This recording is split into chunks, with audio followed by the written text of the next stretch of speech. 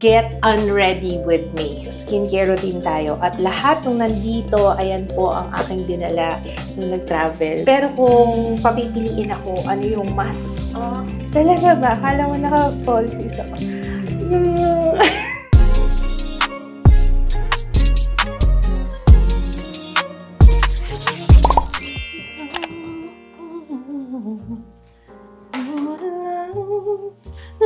Hello everybody! Ayan, magsi-skincare routine tayo as promised. Sabi ko nga, ito na yung kasunod nun yung pagbabalik ko sa YouTube. Actually, nasa YouTube naman ako sa vlogging channel. Medyo umabsent lang sa main channel, no? Pero I'm back. Hello! Today is skincare routine naman tayo. So, get unready with me. Tanggalin ko muna yung aking lashes kasi gagamitin ko pa to. Favorite ko yan, Astat. Kung napanood niyo yung tutorial, video before this, yan yung suot ko. Actually, itong lahat suot ko. It is now 11:30. 8 oras na yung makeup natin. Pero tingnan nyo, fresh pa rin. Sabi ko sa inyo, I have very oily skin pero etong mga ginamit ko talaga hindi ako mapapahiya sa inyo. Alam kong talagang, kung hindi niyo pa napapanood yung tutorial, gora na. Tonight, skincare routine tayo. At lahat ng nandito, ayan po ang aking dinala nung nag-travel. Maintain ko na yung kung ano yung ginagamit ko dito. Actually, kung ano naman din yung ginagamit ko madalas, yun na lang din eh. Oo, yun pa rin naman. Okay, so let's start with pagtanggal ng aking contact lens kasi naka-contact lens tayo. Ano po, hindi na ako magtanggal. Pag mahaba ko, ganun talaga. Pero kailangan check ko kasi naiwanan ako ng kapiraso ng contact lens sa mata before. So kailangan check ko kung buo ba siya. Sobrang dami yung request sa skincare routine ko lately. And I'm very happy din sa itsura ng skin ko ngayon. Promise talaga. Sana ganito na lang lagi. Nawala na kasi yung pimple ko sa baba. Hindi na ako pinipimple sa baba. Thank you. Sana nung last year lang. Yung last year, grabe talaga. Pero ngayon, medyo bumabalik na tayo sa dati. Okay, let's start with cleansing oil. Sabihin nyo na naman, dami ko na naman daldal, sorry. Papa Recipe Blemish Cleansing Oil. Tinransfer ko siya dito para magkasya dun sa bag at saka pang travel kasi. So, nilalagay ko siya. Kinokolekta ko yung mga nakukuha kong shampoo, conditioner, body wash, or bath gel na pinapamigay sa hotel. Tapos, ginagamit ko yun. Kapag naubos ko na, hindi ko tinatapon kasi sayang. Ayan, gagamit tayo. Tinatransfer ko siya para pag nagta-travel, ganyan. Maliit lang yung lalagyan ko, diba? As a sustainable queen. Very mindful. So, ayan, maglatanggal lang ako ng makeup. I love this, yung Papa Recipe na cleansing oil. Parang ang gentle niya sa face. I mean, gentle din naman yung ibang ginagamit ko, pero isa sa mga marirecommend ko to. Sa bahay. Sasabihin ko kasi sa bahay, kasi nga, ito nga yung gamit, dala ko, no? Pero sa bahay, I mean, dito, pag nasa bahay ako, ang madalas na gamitin ko is yung Biore Cleansing Oil. Ito pang travel. Natatanggal din naman yung mga waterproof na mascara. And very important yung double cleansing, ha? Huwag nyo isa-skip yung double cleansing, especially pag nag-makeup kayo. Ba't hindi ko tinali yung buhok ko? Nakalimutan ko. Ito na nga kasi baka mapunta sa buhok natin. Yan! Ganyan, girl. Ganyan. Tapos pinapaabot ko na rin yun sa may bandang leeg. Kaso may mic tayo. Bababa ko lang ng konti. Para pati yun nasa leeg, matanggal din. Then, let's banlaw. Babasain ko lang ng konti yung kamay ko kasi mag-emulsify pa to. Ayan, And then, banlawan na natin. Ay, nakalimutan ko yung mention. Kasi hindi na ako magtutoothbrush dito. Ang toothbrush ko before ako mag-skincare routine, before ako mag-wash ng face, inuuna ko talaga yung toothbrush. Kasi nga, baka isa sa mga reason yan. Kaya ako nagkakaroon ng pimple. So, just in case, sana may matulungan din. If ever nagbe-pimples kayo sa baba, unahin nyo na yung pagtutoothbrush before maghilamos. Baka kasi yung toothpaste nakaka-pimple din sa'yo. Depende ha, hindi sa lahat, pero baka lang. Pero bakit ginagamit nila dati? Yung 90s. Isa sa mga hack. Ay, hindi! Lipstick pala. Nabutan niyo yun, yung pag may pimple, lipstick yung ilalagay. Yung toothpaste pala sa paso. Oo nga pala.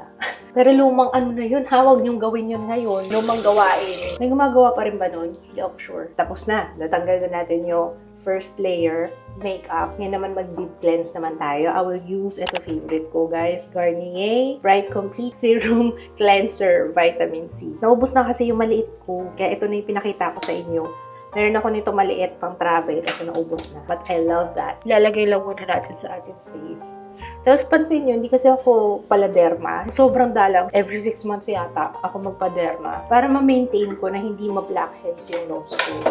Guys, I highly recommend it. Gumamit kayo ng ganito. Physical exfoliation to. Isa-scrub ko lang yung area ng nose ko. Ayan, kaya na-maintain ko na wala masyadong whiteheads, blackheads yung aking nose. Malambot yan guys, kaya huwag kang mag-alala. Very gentle pa rin naman sa skin. Syempre, available to sa AC Brushes, ang ating pore scrubber. Okay, banlaw na tayo. Ang skin type ko, guys, very oily textured skin. And ang age ko ay 40 na po ako, 40 years old. Pero I'm happy with my skin. Kaya nga, fina-flex ko ang aking, hindi ako gatekeeper. Kaya, syempre, isi-share ko sa inyo yung aking routine. Ano po? At tayong malinis na towel. And promise, malinis talaga tong towel na to. Ayan. Okay. Hi! Ito yung dinala ko. Ay, wow! Andito siya. Meron tayong guest. Ito yung dala ko nun, nung bumiyahe. This is Beauty of Joseon Ginseng Essence Water. Okay na ba yung ilaw natin? Nakikita niyo yung skin ko? Okay naman yung ilaw natin. Shoutout sa Hupo Philippines.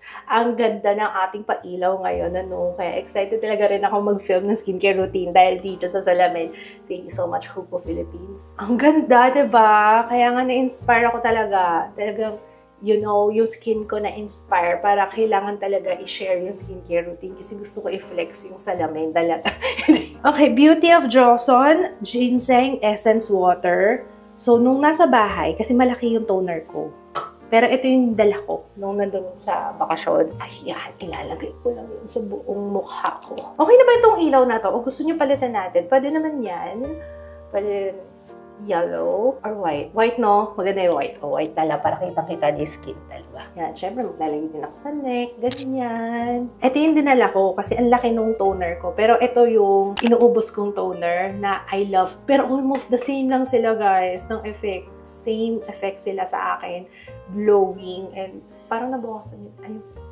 Nabawasan yung texture. Ayoko magsalita. Alam mo yun, parang gusto kong ibulong na lang sa inyo. Baka marinig ng skin ko. Kasi ganyan yan, pag nababati. Ito, gamit ko dito mga 4 na drops lang. Enough na siya sa buong face ko and neck. Pero kung papipiliin ako, ano yung mas okay na okay talaga, yung Numbuzin. Tsaka mas mura siya sa tingin ko. Kasi itong konti lang nito, magkano na kagad. Tapos ito, ang laki. Ilang buwan ko na rin ginagamit po. Kaya, Number 3, Numbuzin Toner, Super Glowing Essence. Bibigyan ko kayo na alternative if ever hindi nyo bet to. Ayan, yung Beauty of Joseon Ginseng Essence Water. So, kung hindi mo naman bet to, ito, marirecommend ko. So, wala kang kawala sa budol. After that, gagamitin ko is Elana Clear Clarifying Skin Serum. Ang ganda-ganda niya. Feeling ko isa nga rin to nakatulong talaga eh. Parang wala akong masyadong pimple. Kahit pimple marks ang bilis mabura. Siyempre, maliban sa ginagamit ko na serum sa umaga, yung vitamin C ay the best. Ito, actually, ito siya. Yan, sa morning ko to ginagamit. Tapos sa gabi, itong serum na to. Yung Elana Clear Clarifying Skin Serum. Sabi ko sa inyo, ang ganda nito. Day, ang ganda nito. Ang ganda nito. Try nyo, ha? Kaya nag-stick na ako dyan, eh. Ganda niyang combination. Feeling ko sa combination din, eh. Hindi lang sa isang product, eh. Yung kumbaga yung pag-combine mo sa paggamit sa kanila. Within the day, for example, ayun nga, yung ginagawa ko sa umaga, yung vitamin C serum na Garnier, tapos sa gabi, ito, pack.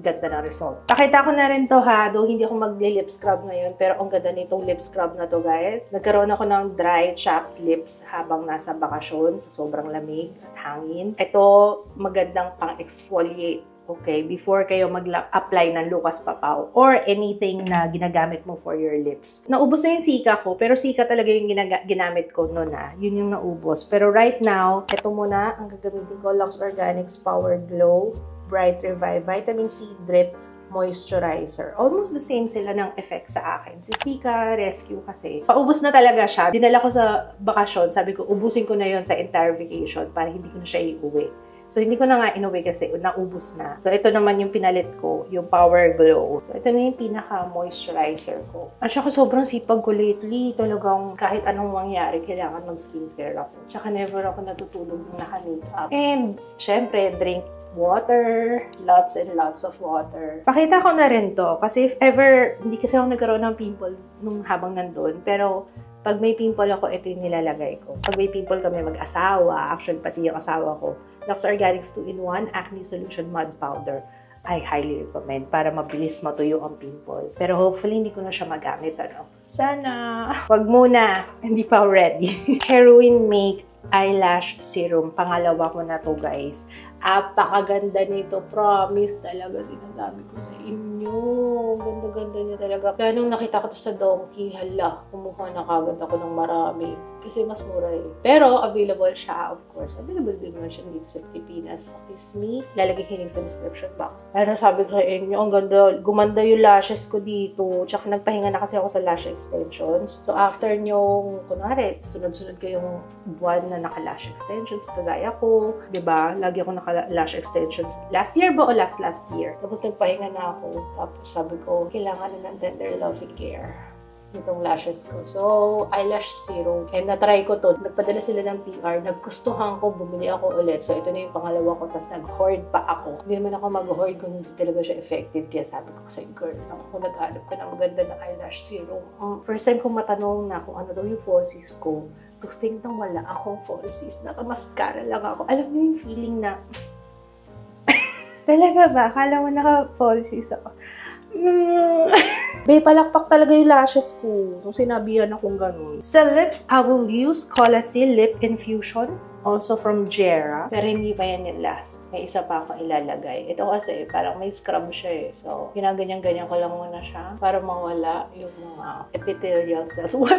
Ibig ko sabihin yung ayan o, yung balat sa lips na malapit nang matanggal. So, tulungan na natin siya. Pero hindi naman, sakto lang. Hindi naman siya ganun ka-diin. Tsaka silicone din to eh. Sinuhugasan ko lang siya. And then after that, maglalagay na ako ng Cinnamoroll Focallure. In fairness, ang tagal na nito. Akala ko nga, paubos na siya. Ang dami to pala. Ang dami niya laman Fairness Ito yung pantapos ko kasi siya yung malamig. That's it. Ganun lang kasimple. Magtatanong, anong ginamit kong sabon habang nasa bakasyon? Wait, ito. Pakita ko rin sa inyo. Gentle Exfoliating ng Dove. I love this. Mabango siya. Yun nga lang, hindi ko alam kung ako lang. Pero pagka kailangan ko ng maligo, oo, nalalaman ko sa amoy ng kilikili ko. Pag sa Dove lang naman. Sa Dove lang, hindi ko alam, may asim factor. Pero isa lang ibig sabihin na, pag naamoy ko na yung ibig sabihin, girl, kailangan mo na maligo. At least meron akong, may sign. Nakalimutan ko ang huling steps, aking skincare routine. Kasama sa skincare, yung maintenance, girl. Hindi, kasabay kasi, sinasabay ko na ang Lodipin ko at saka yung New Moon Soft Glow. Ang dami nagtatanong sa akin, ito na. Lagi ko naman minimension sa vlog eh. Ito talaga ang ginagamit kong gluta. At saka hindi ako nagpapagluta drip. Ang dami nagtatanong kung nag-gluta drip ako. Hindi talaga. Nakapag-try ako guys, pero hindi ko nagustuhan. Sumama yung pakiramdam ko. Sa true lang. Kaya hindi ko na inulit. Parang 2 beses lang ako nag-try. Ayun, inisip ko na lang, baka hindi talaga pwede sa akin. Kaya hindi ko na pinilit. So, ayan. Inumin ko na para mapakita ko sa inyo. Yan talaga iniinom ko. Hindi ko na mabilang kung nakailang bote na ako nito. 5, 6? Parang 6 na yata. So, ayun lang guys, yung ating pangmalakasang skincare routine. Let me know your thoughts. Kung meron kayong request, feel free to comment down below.